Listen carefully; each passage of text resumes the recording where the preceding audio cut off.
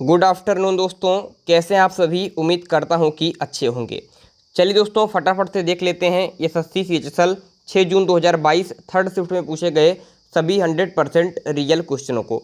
दोस्तों, इसकी PDF file प्राप्त करने के लिए आप हमारे व्हाट्सएप ग्रुप को ज्वाइन कर सकते हैं, जिसकी लिंक डिस्क्रिप्शन बॉक्स में दी हुई है। तो यहाँ पर दोस्तों क्वेश्चन पूछा गया है कि रणजी ट्रॉफी किस खेल से संबंधित है। तो क्रिकेट से संबंधित है। ध्यान रखिए कि रणजी ट्रॉफी और सैयद मुश्ताक अली ट्रॉफी, इन दोनों का संबंध क्रिकेट से है। क्रिकेट की बात करते हैं तो आईपीएल आप भूल नहीं सकते हैं दोस्तों। आईपीएल की बात करते हैं, अभी 2022 में आईपीएल हुआ है और इसकी विजेता टीम है गुजरात टाइटंस। क्वेश्चन पूछ सकता है कि इसमें पर्पल कैप किसने जीता है और ऑरेंज कैप किसने जीता है। भाई, पर्पल कैप मिलता है जिसने सबसे ज़्यादा विकेट लिया हो, तो इस बार चहल को मिला है। और ऑरेंज कप उसे मिलता है जिसने सबसे ज़्यादा रन बनाए हों, इस बार जोस बटलर को मिला है। चलिए फिर नेक्स्ट क्वेश्चन है कि इंफ्रारेड किरणें क्या हैं। तो भैया, ये एक प्रकार की विद्युत चुंबकीय तरंगे हैं, इलेक्ट्रोमैग्नेटिक वेव्स हैं, जो आपकी प्रकाशीय तरंगे होती हैं, जो उसे आप दृश्य तरंगे कहते हैं। ठीक है, तो ये भी आपके एक प्रकार की विद्युत चुंबकीय तरंगे ही होती हैं। अनुप्रस्थ तरंगे भी उन्हें कहा जाता है। क्वेश्चन है कि एक उभयधर्मी ऑक्साइड है। तो उभयधर्मी ऑक्साइड किसे कहते हैं, शायद ही आपको पता हो।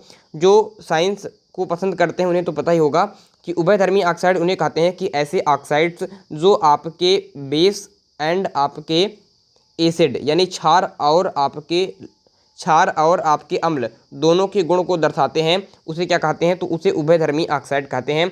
और आपको पता होना चाहिए कि जिंक ऑक्साइड, इसके अलावा एल्युमिनियम का जो ऑक्साइड है, ठीक है, और बेरिलियम का जो ऑक्साइड है, ये तीनों आपके उभयधर्मी ऑक्साइड होते हैं। Zinc oxide, aluminium oxide and आपके बेरिलियम ऑक्साइड, तो ये आपके उभयधर्मी ऑक्साइड होते हैं। ऑप्शन के हिसाब से करना चाहिए, आपके ऑप्शन में जिंक ऑक्साइड आया था। क्वेश्चन है कि हृदय के किस प्रभाग से पल्मोनरी धमनी रक्त को फेफड़े तक ले जाती है। तो यहाँ पर दायां निलय सही उत्तर हो जाएगा।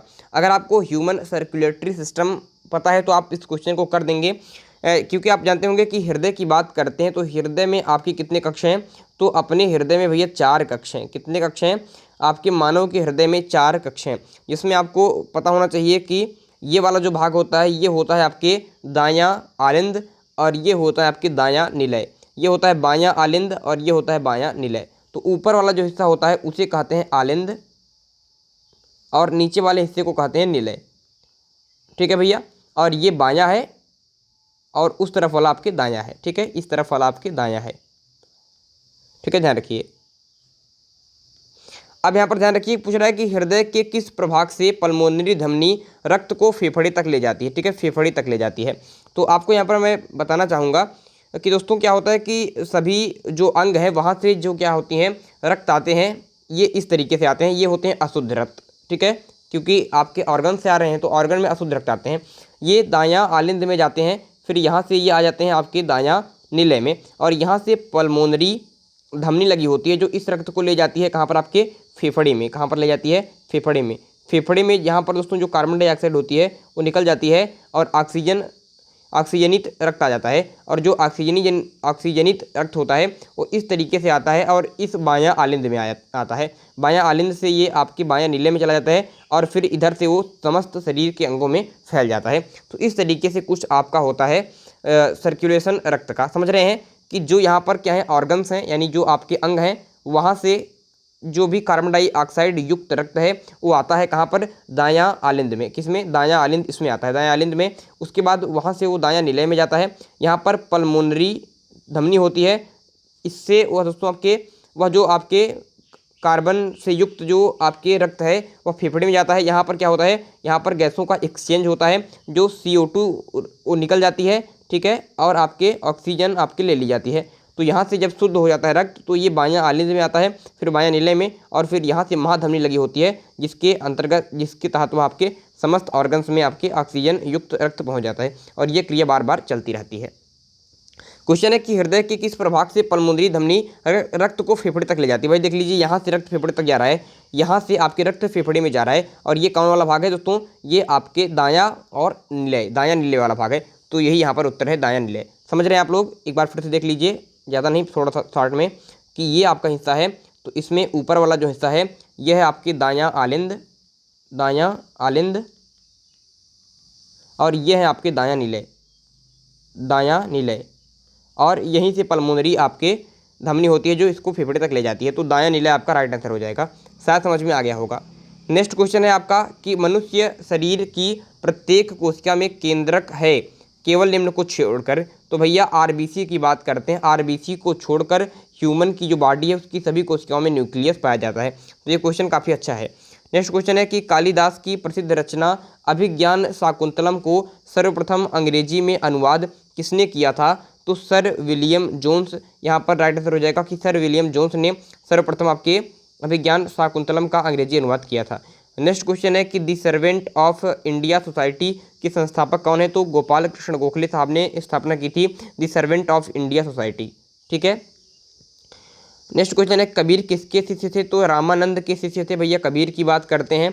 रामानंद और रामानुजाचार्य में अंतर देखिएगा। रामानुजाचार्य की बात करते हैं तो रामानुजाचार्य ने आपके ये विशिष्टाद्वैतवाद के प्रतिपादक हैं। ये क्वेश्चन आता है पेपर में। क्वेश्चन आता है कि अद्वैतवाद के प्रतिपादक कौन है। तो आपके शंकराचार्य जी हैं। द्वैतवाद के माधवाचार्य जी हैं। और यहाँ पर मैं बता रहा था विशिष्टाद्वैतवाद की तो रामानुजाचार्य हैं।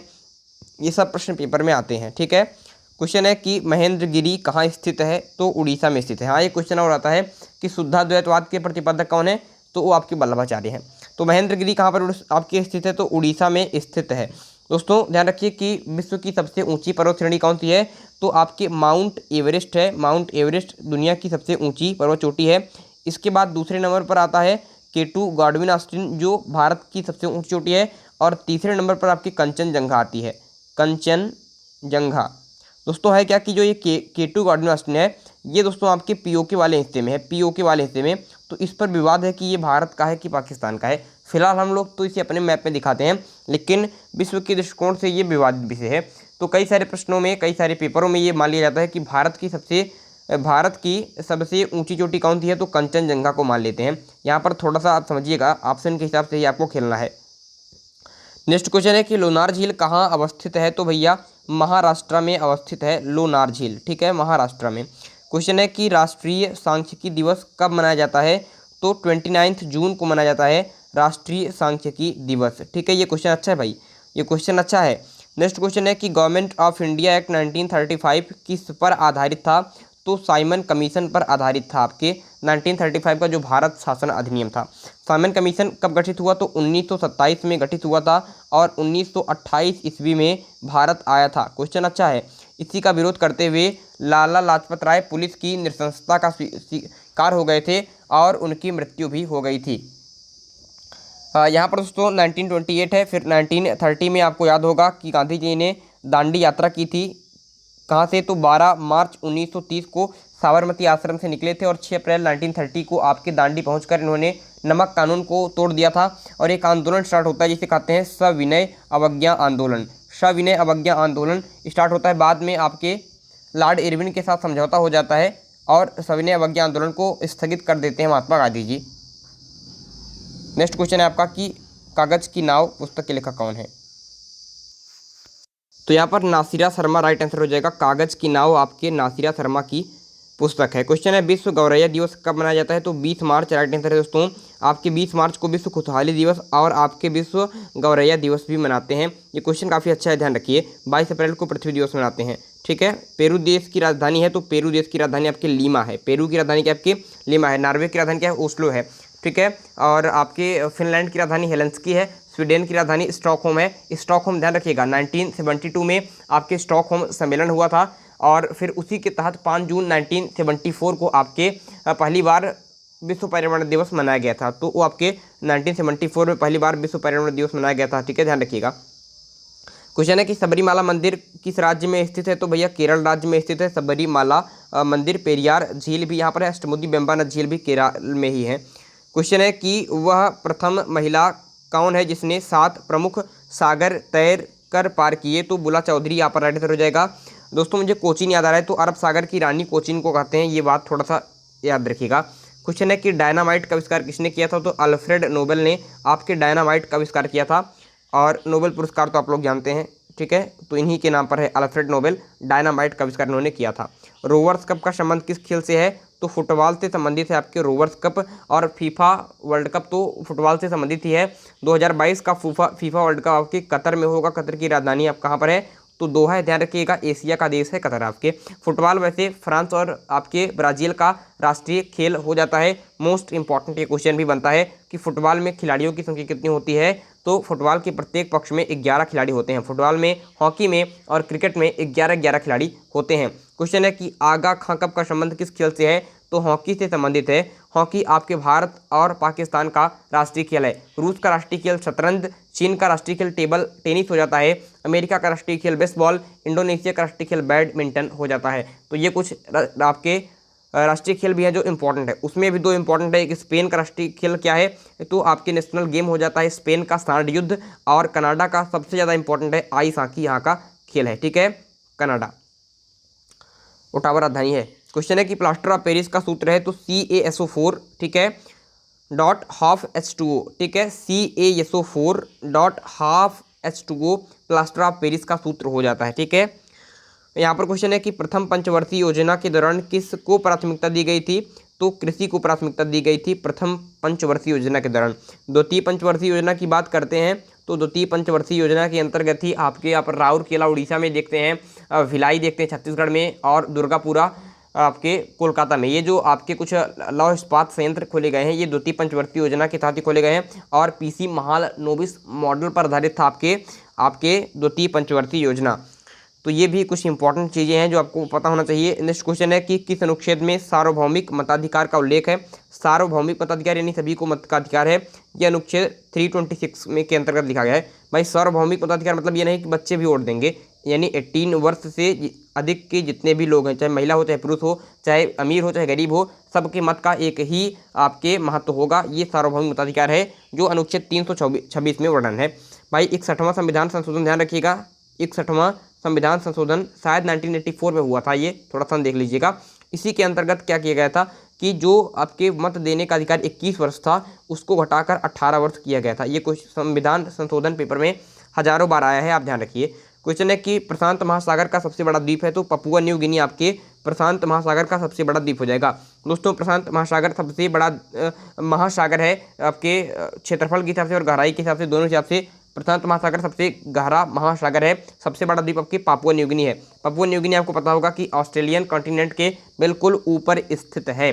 प्रशांत महासागर को आपके रिंग ऑफ फायर भी कहते हैं क्योंकि इसके जो के किनारे वाले भाग पर बहुत सारे ज्वालामुखी हैं, तो इसीलिए इसे रिंग्स ऑफ फायर यानी अग्नि का वलय भी कहते हैं। ये क्वेश्चन भी पेपर में कई बार आ चुका है। प्रशांत महासागर की बात करते हैं तो सर्वाधिक द्वीपों वाला महासागर भी यही है। और आपके प्रशांत महासागर का सबसे गहरा गर्त, या फिर कहें कि विश्व का सबसे गहरा गर्त कौन सा है? तो आपके मैरियाना गर्त है। ठीक है, आपको पता होना चाहिए, वो भी आपके प्रशांत महासागर में ही है। क्वेश्चन है कि सर्वाधिक द्वीपों वाला महासागर है? तो प्रशांत महासागर सर्वाधिक द्वीपों वाला महासागर है। इसमें 20,000 से अधिक द्वीप हैं। ठीक है, ध्यान रखिए कि हम लोग बात करते हैं आपके, ठीक है, यहाँ पर हम लोग बात करते हैं जनजाति। ध्यान रखिए कि टोडा जनजाति कहाँ पर पाई जाती है? तो आपके टोडा जनजाति नीलगिरी पर्वत श्रेणी पर पाई जाती है। रोहिंग्या जनजाति की बात करते हैं तो आपके रोहिंग्या जनजाति आपके म्यांमार में पाई जाती है, इंपॉर्टेंट है। और वहीं बात करते हैं चकमा जनजाति की, तो आपकी चकमा जनजाति बांग्लादेश में पाई जाती हैं। ठीक है, चकमा जनजाति। चलिए फिर ये भी इंपॉर्टेंट क्वेश्चन है, आप इनको भी ध्यान रखिए। आज हमें यही क्वेश्चन मिल पाए हैं।